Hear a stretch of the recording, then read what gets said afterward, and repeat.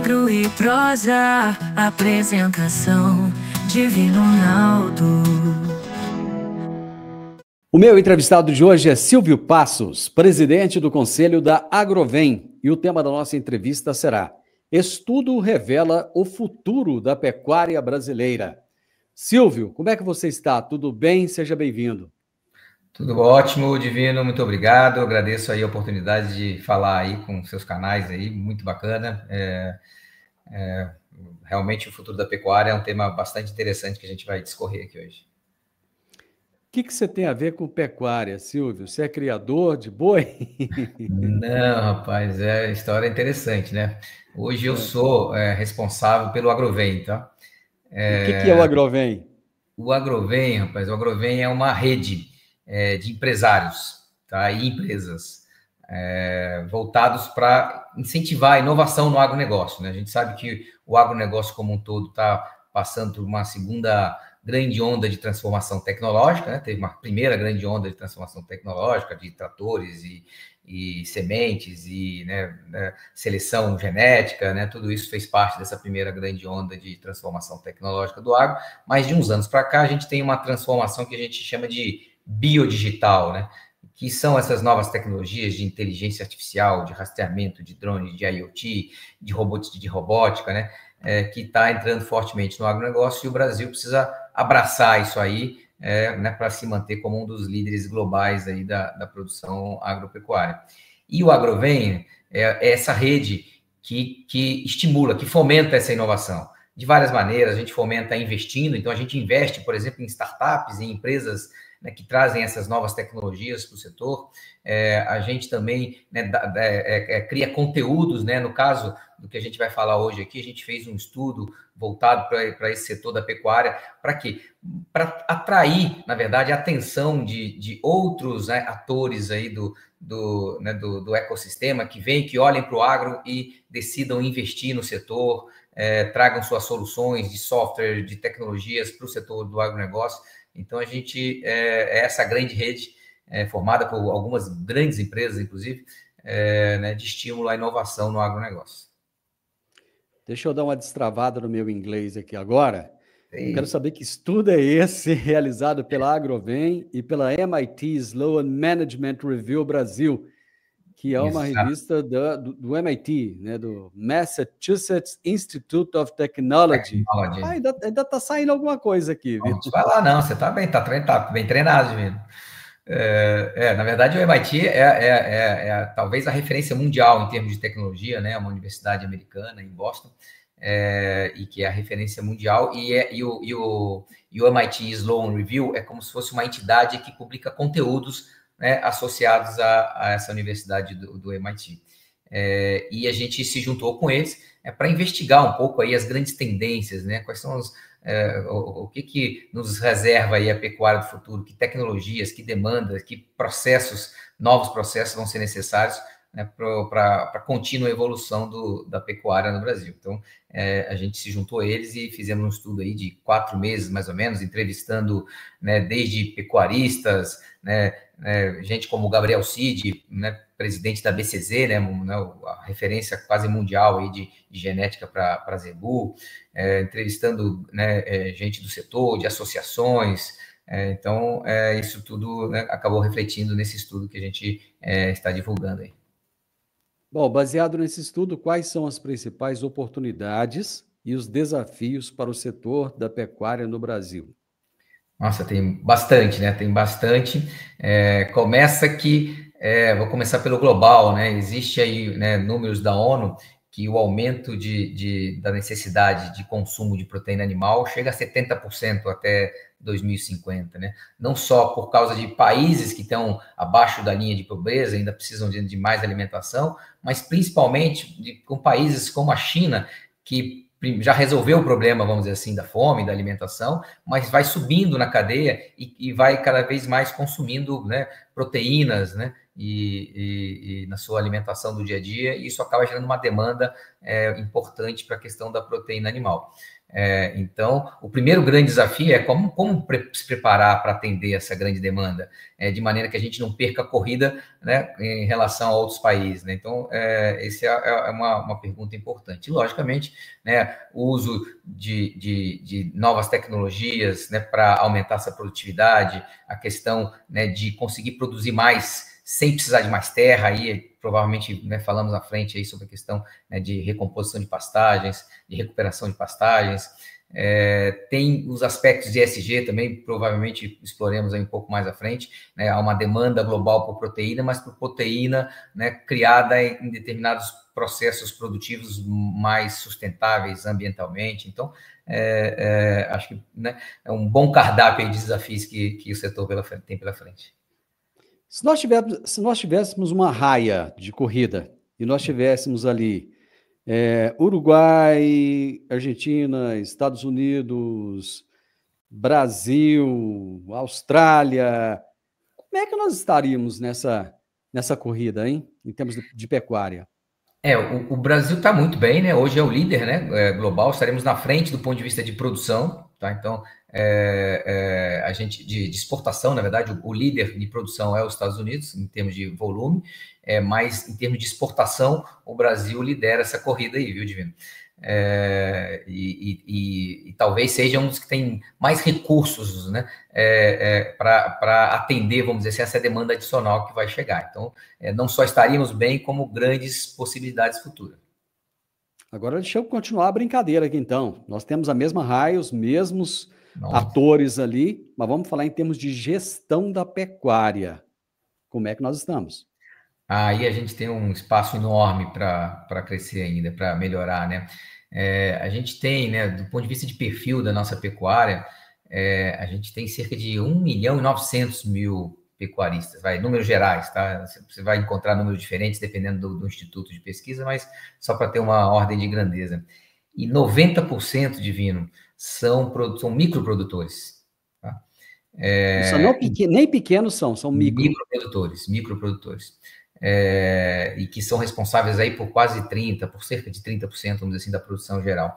Então, logicamente, o microprodutor, a tendência, né, não é sempre assim, tem microprodutores, né, bastante evoluídos, mas a tendência é que o microprodutor, né, tenha, né, que seja um ambiente, né, de negócio mais familiar, use menos tecnologia, use menos software de gestão, né, plataformas de gestão, software de gestão, efetivamente para gerir os seus negócios, né, tenha, né, logicamente, né, a dificuldade maior de acesso até a capital, então tudo isso dificulta a gestão como um todo, né. Genética. Acesso à genética, por exemplo, um número interessante de genética, por exemplo, sei lá, de 60%, de 100%, vamos dizer assim, dos animais que nascem no ano, uns 30% vem de algum tipo de animal que passou por um processo genético, seja ele uma inseminação artificial, um sêmen, né, selecionado, ou um touro selecionado, um touro que foi, né, que foi selecionado ao longo, né, das gerações para ter um perfil genético melhor. E o restante, quase todos, os 70% restante, é o chamado, né, boi de boiada, né, né, que não tem, né, não é um animal preparado para ser um procriador, né, não tem a genética necessária para ser um procriador. Então, olha o espaço, eu enxergo isso como uma bela oportunidade. Então, olha o espaço que a gente tem aí para, né, evoluir, e a gente fala de genética, mas voltando ao tema, gestão é fundamental, ter software, né, para gerir a sua produção, né, ter condições de implementar tecnologias de rastreabilidade, ou seja, tem sem números aí de oportunidades, né, e eu considero isso como oportunidade, né, desafios bons. É interessante quando você coloca dessa forma, porque são dois pontos de vista que você pode ter, né? O do copo meio cheio ou meio vazio. Você pode escolher e lamentar, chorar ou comemorar, porque tem melhorias, né? Tem coisas a se fazer. Exatamente. Entre os itens apresentados no estudo está a responsabilidade ambiental. Que mudanças são necessárias nesse aspecto, Silvio? Aqui tem algumas dimensões disso aqui, viu, Divino? A gente normalmente ouve isso e associa, logicamente, a questão, né, da demanda de mercados mais maduros, né? Os europeus, para assinar determinados acordos comerciais, exigem que, né, a legislação brasileira ambiental, os processos produtivos ambientais, né, de pecuária do Brasil sejam mais sustentáveis do ponto de vista ambiental, né? Então, a gente associa isso. Mas eu começo fazendo uma provocação, né? Começa, né? Da nossa produção total, só 30% é exportada, né? 70% é mercado nacional.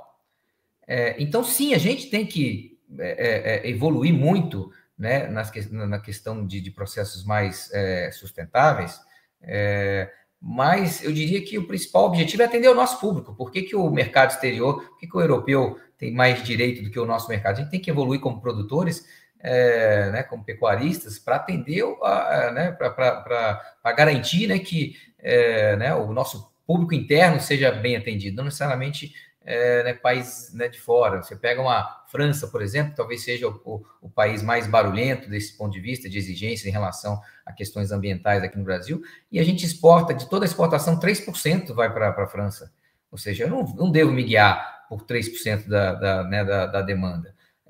Isso não quer dizer que a gente não tenha que evoluir muito na questão de processos ambientais, porque ela está aí, né? As mudanças climáticas estão aí e a gente precisa né, melhorar não só a pecuária, mas todos os setores econômicos precisam, né, ter processos, né, menos ofensivos, né, que emitam menos gases de efeito estufa, menos gases de aquecimento do clima. Então, a gente tem sim que se preocupar, mas não necessariamente porque tem países demandando isso. Acho que esse é o primeiro aspecto aí. O segundo aspecto, assim, para você ter processos mais sustentáveis, tem algumas coisas que são fundamentais aí e que talvez ainda a gente, né, ainda tenha ainda um caminho pela frente, né? Por exemplo, para eu ter certeza e para eu saber que realmente alguma produção é sustentável, a possibilidade de rastrear essa produção, né? O boi é um ativo que anda, né? Então, para eu poder saber que eu não estou criando, por exemplo, né, gado em zona de desmatamento, para eu saber, né, como é que, né, se as vacinas, por exemplo, que esse animal está tomando ao longo da vida, eu preciso de processos de rastreabilidade, tá? A rastreabilidade, a tecnologia ela já existe, existem empresas, a gente cita aí, por exemplo, a iRancho, que é uma delas, né, uma startup que criou um blockchain, né, que está na moda, o blockchain, né, criou um blockchain para fazer a rastreabilidade por consequência, né, já falo sobre isso, que eu acho que é interessante. Então, a tecnologia para essa rastreabilidade, ela já existe, viu, Divina? Ela já tá dada, tá? Mas, para você efetivamente implementar processos de rastreabilidade em outros setores que eu, né, tive acesso, eu acabei aprendendo isso, você precisa de padronização nos protocolos, né? Você imagina, eu rastreio de um jeito, o outro rastreia de outro, e aí acaba não tendo reconhecimento nem nacional, nem internacional sobre essa rastreabilidade. Então, os grandes atores aí da cadeia, né, estamos falando dos processadores, os grandes frigoríficos, os financiadores, como o Banco do Brasil, por exemplo, né, todos esses grandes atores precisam sentar na mesa, vamos dizer assim, e definir alguns padrões, né, que deveriam ser aplicados aí em toda a cadeia, né, da produção pecuária. Então, temos esse tipo de desafio ainda para, por exemplo, ter um bom percentual do nosso gado aqui, né, totalmente rastreado, e aí sim, a rastreabilidade vai fornecer informação de como esse animal é criado ao longo da vida, do pasto ao prato, né, como o pessoal fala, né, do pasto até, né, o prato do consumidor. Aí sim a gente vai ter muito mais condições de monitorar os processos produtivos, né, sustentáveis, né, da pecuária brasileira. Tem uma expressão muito usada que é o seguinte: ainda vai ter que comer muito sal para chegar nesse ponto, né? Mas se a gente for analisar, por exemplo, o grande criador, tudo bem, para ele fica fácil. Ele vende para um grande frigorífico que tem compromisso com a Europa, compromisso de exportação, mas aquele micro que você falou que é a maioria hoje, cara, eu nem sei até que ponto isso vai ser viável para ele. Ele está ali vendendo para o pequeno frigorífico, ou está vendendo até para o açougue, né? Então, diretamente. Eu não sei eu não sei quantas sacas de sal o gado dele vai ter que comer para chegar no ponto de falar assim, olha, nós temos essa carne rastreada do pasto ao prato. Uma das coisas que nesse padrão que eu comentei, que os grandes atores têm que sentar na mesa e definir, quem é que paga a conta, né? Porque, logicamente, o pequeno produtor não tem condição de pagar a conta de implementar uma nova tecnologia, né? Ele não tem sobra, né? Ele não tem escala para isso, né? Então, tem que haver um modelo para isso, né? Nem que seja pagando mais, né? Dando um prêmio né, no preço da arroba para quem efetivamente né, tiver a tecnologia de rastreabilidade implementada, né? Então, esse é outro dos sacos de sal aí necessários ainda para esse negócio avançar, viu, Divino? Eu fico pensando, às vezes o cara não está dando conta de colocar calcário no pasto dele. Falar para ele de blockchain, né? Não sei, Total, assim. Sabe Às uma vezes... coisa que eu penso muito, viu, Divino, aqui, nessa questão, e aí, isso é um dos motivos que a gente né, começou, a gente vai fazer vários estudos como esse que a gente fez da pecuária para outros setores do agronegócio, setores agrícolas e outras culturas e tudo mais. A gente começou pela pecuária porque a gente achou que é onde a gente tem o maior espaço, né, a maior oportunidade para desenvolver. E aí, uma das coisas que me vem à cabeça como uma das soluções que talvez a parte de agricultura evoluiu mais do que a pecuária, tem a ver com cooperativismo, né? Em determinadas culturas, principalmente, lá você pega o café e você vê que tipicamente tem muitos microprodutores de café que exportam, né, que se beneficiam das cadeias globais aí do agronegócio, mas o papel das cooperativas foi fundamental, né, para dar acesso à tecnologia, né, acesso a mercados, né, e da escala, né, porque o pequeno não tem escala, mas a cooperativa pode, né, porque ela tem ali, às vezes, milhares e milhares de produtores ali ancorados, ela que pode ser o veículo para gerar essa escala necessária para que o pequeno produtor tenha acesso às melhores tecnologias, às melhores práticas de gestão, aos melhores softwares, ou seja, eu acho que isso na pecuária cooperativismo, embora exista, logicamente, ficou aquém do que aconteceu, por exemplo, na parte mais agrícola. Você tem essa visão também ou é mais uma impressão minha, Divino? Concordo completamente com você. Achei o seu exemplo do café fantástico. Eu tive no Espírito Santo, na região das Montanhas Capixabas. Cara, é muito mais fácil um pequeno produtor, um nano produtor de café ser premiado do que um grande. Totalmente. Porque o pequeno ele consegue ter controle total da produção dele, inclusive de ir lá e colher o café no pé, escolher aquele café que está no ponto certinho. Absolutamente. Ele consegue vender agregando valor. E o cooperativismo, nesse caso, aí foi um exemplo sensacional. Realmente você está coberto de razão, viu? Ajuda demais, ajuda demais. Então, eu acho que esse acesso aí, isso aí envolve a questão das práticas ESGs, que realmente né, tem custo implementar práticas ESG, rastreabilidade, etc., e o pequeno produtor não está. A própria capacidade de gestão, ferramenta de gestão, qualificação, né? Quando a gente fala em gestão, a gente fala né, também em qualificação dos homens de negócio, vamos chamar assim, que estão à frente dos negócios de pecuária, né?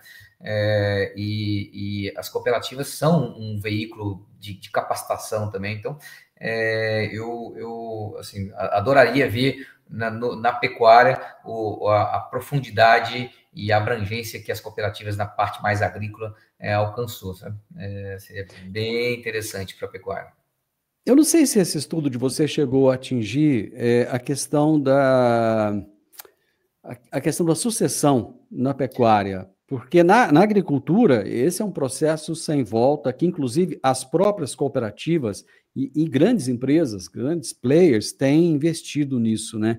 Eu não sei se na pecuária tem acontecido a mesma coisa, de renovação. Assim, se o nosso pecuarista ainda é aquele senhor idosinho, ou não, você já tem uma rapaziada mais nova que está entrando e trazendo todo esse conceito novo.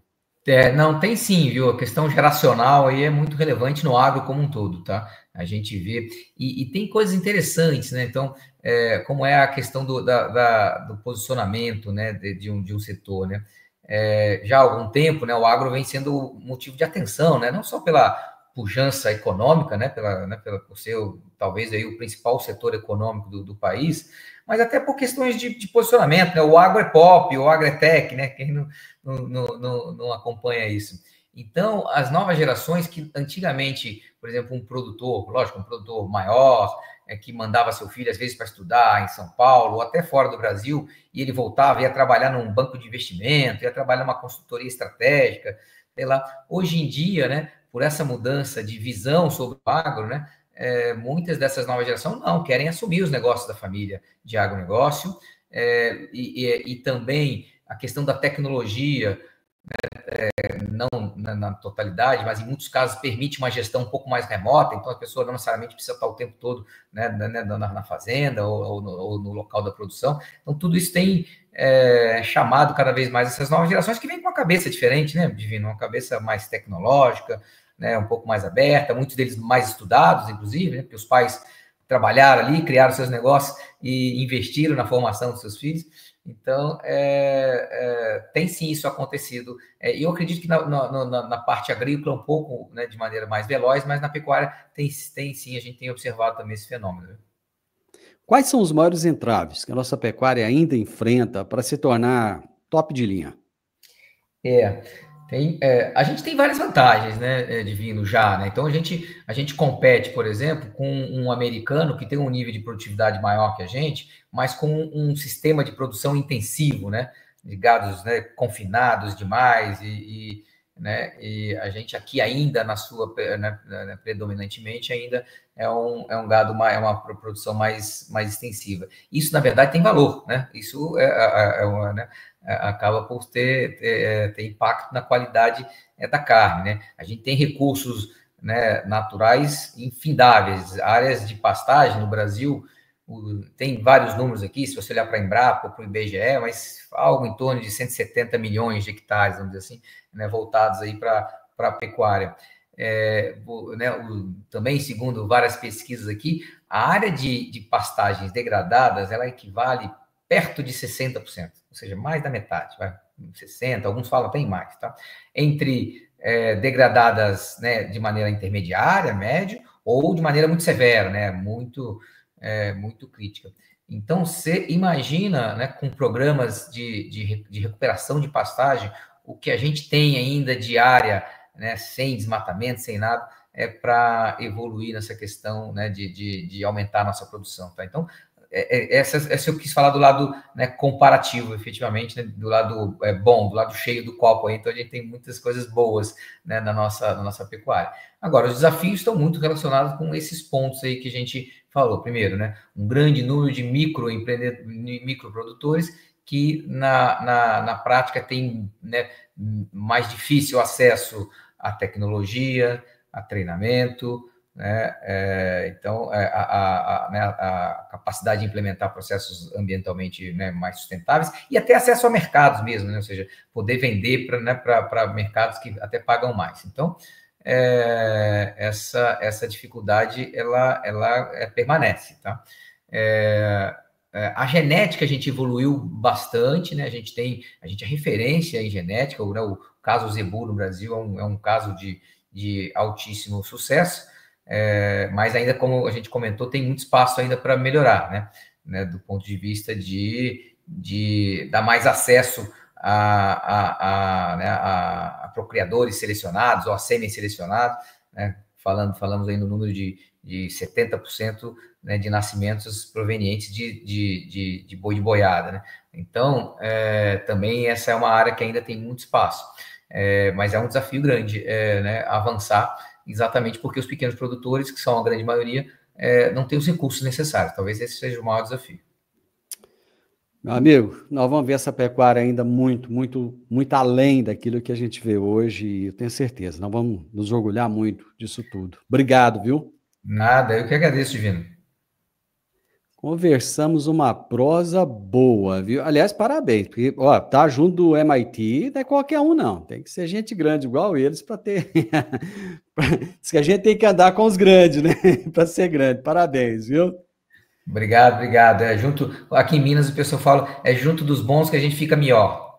Fica melhor, exatamente. Eu conversei com o Silvio Passos, que é o presidente do Conselho da Agrovem, e eles têm um estudo sensacional, ele falou um pouco desse estudo aqui, que revela o futuro da pecuária brasileira.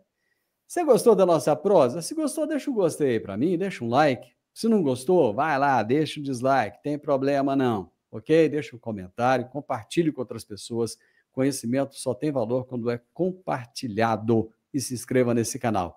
Um grande abraço para você e até a nossa próxima prosa. Tchau, tchau.